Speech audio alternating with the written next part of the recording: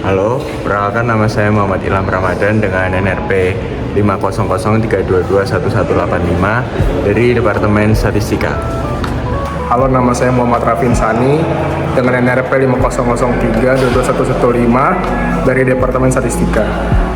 Halo, perkenalkan nama aku Yansen Dimas Putra Nirwana dengan NRP 500322151 dari Departemen Statistika. Halo, perkenalkan nama saya Radio Kusuma dengan NRP 500322182 dari jurusan Statistika.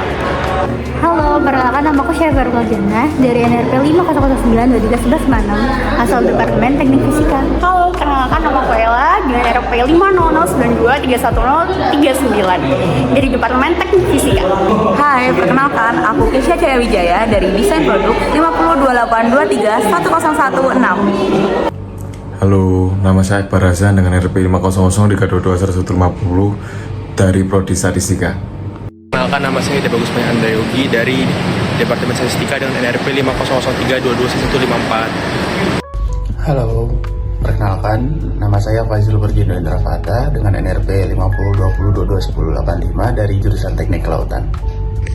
Gedung Siola didirikan sekitar tahun 1877. Fungsi museum ini adalah sebagai wadah edukasi dan pelestarian sejarah kota Surabaya dari masa ke masa, termasuk perubahan sosial, politik, budaya, dan aspek pemerintahan. Karena museum ini memusatkan koleksinya berdasarkan masa ke masa Surabaya, berikut adalah interpretasi, rekonstruksi perjalanan sejarah kota Surabaya, dan bagaimana era-era tersebut kemungkinan ditampilkan di Museum Siola. Untuk masa prakolonial, sebelum kedatangan Belanda secara dominan, tantangan utama adalah apakah ada artefak atau catatan dari periode ini yang tersimpan di museum. Karena Gedung Siola dibangun di era kolonial, koleksi museum lebih banyak berkaitan dengan masa kolonial ke atas.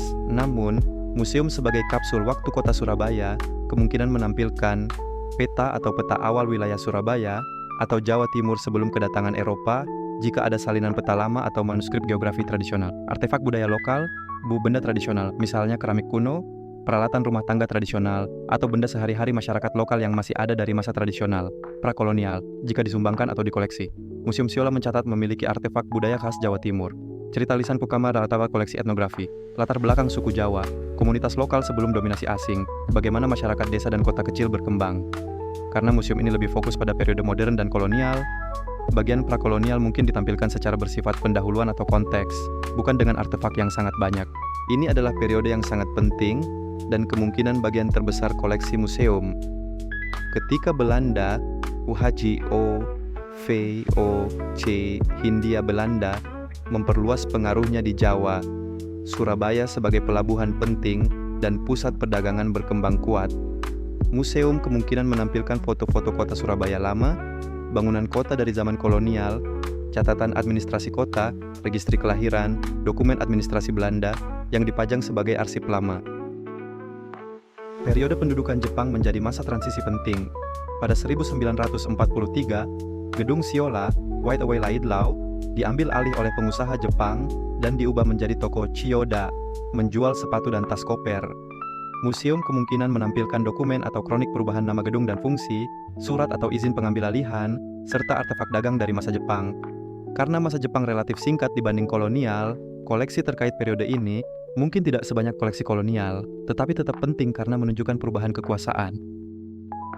Setelah proklamasi 17 Agustus 1945, Surabaya mengalami perjuangan besar melawan pasukan sekutu. Gedung Siola sendiri dipakai sebagai markas strategi perlawanan oleh arek-arek Surabaya dalam pertempuran 10 November 1945.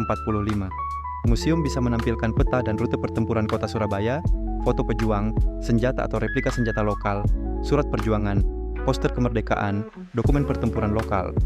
Bangunan Siola juga mengalami kerusakan akibat pemboman oleh tentara Inggris selama konflik pasca perang. Setelah kemerdekaan dan konsolidasi pemerintahan, kota mulai menjalani administrasi baru.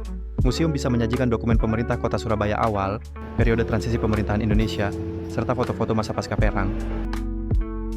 Bagian ini mencakup perkembangan kota Surabaya dalam zaman kemerdekaan hingga sekarang, foto-foto wali kota Surabaya dari awal hingga masa kini, dengan koleksi ruang galeri wali kota, perubahan infrastruktur kota, foto bangunan modern, peta perubahan tata kota Surabaya dari masa kemerdekaan hingga sekarang.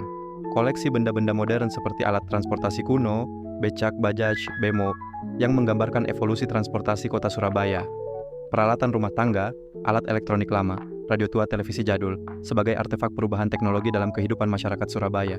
Museum baru-baru ini diperbarui dengan wajah baru, revitalisasi.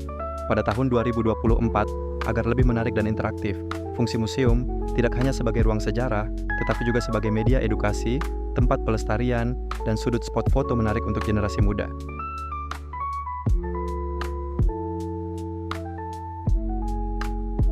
Halo. Jadi kita nih mau tanya-tanya Mbak soal Museum Siola ini. Nah, dari Mbaknya, Museum Siola ini tuh dibangun pada tahun berapa ya Mbak? Kalau sebenarnya dibangun itu dari tahun 2015, tapi kan waktu itu juga ada COVID, terus dibangun ulang deh. Akhirnya direvitalisasi dan diresmikan oleh Pak Heri pada tahun kemarin 2024. Tujuan dibangunnya Museum Siola ini kenapa sih Mbak? Sebenarnya tujuan dibangunnya Museum Siola ini itu sebagai bahan edukasi buat orang-orang Surabaya maupun orang-orang luar Surabaya. Gimana sih Surabaya terbentuknya dari awal itu kayak gimana? Oh, berarti nyeritain perjalanan Surabaya nih Mbak sampai terbentuk jadi kota pahlawan gitu ya Mbak. Mungkin bisa di-review ini isinya apa aja Mbak di dalam sebelum kita masuk nih. Sebelumnya di sini kita punya 5 zona nih Kak. Ada zona prakolonial. Zona prakolonial ini ceritain kerajaan-kerajaan yang ada di Surabaya. Lalu kita masuk ke zona Belanda, yang mana kan kita pernah dijajah nih sama Belanda. Sampai akhirnya ini ada zona Jepang juga, terus zona subculture sama zona Surabaya masa depan. Oke, berarti emang terbagi dari zaman penjajah itu sampai ke Surabaya sekarang ya Mbak? Step by stepnya ini kayak nggak mungkin tiba-tiba langsung jadi Surabaya seperti sekarang, nggak mungkin langsung ada Belanda, kan pasti ada kerajaan-kerajaan dulunya. Berarti Surabaya ini udah melalui perjalanan yang panjang banget, betul ya Mbak? Iya bener banget, kita udah melalui 4 fase lah istilahnya. Mungkin aku mau minta pendapatnya Mbak deh soal pandangan Mbak mengenai Surabaya di tahun 2045. Kan itu Surabaya, kan itu masa Indonesia emas ya Mbak? Kalau untuk harapannya sih semoga Surabaya lebih maju dalam teknologi, infrastruktur dan sebagainya. Mungkin segitu dulu ya Mbak. Terima kasih. Dah.